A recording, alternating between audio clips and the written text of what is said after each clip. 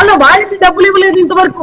తర్వాత ఉద్యోగాలు ఎన్నో ఉపాధి ఉద్యోగాలు ఇచ్చేస్తానన్న ప్రభుత్వము కరోనా టైంలో పనిచేసాము, మేము కాంట్రాక్ట్ నర్సులము, మహిళలము, ఈ రోజు మా ఉద్యోగాలకి భద్రత లేదు, మమ్మల్ని తీసేస్తామంటున్నారని రేపు ఎల్లుండి ర్యాలీ చేస్తున్నారు. ఆ ర్యాలీలో నేనే ఉంటా.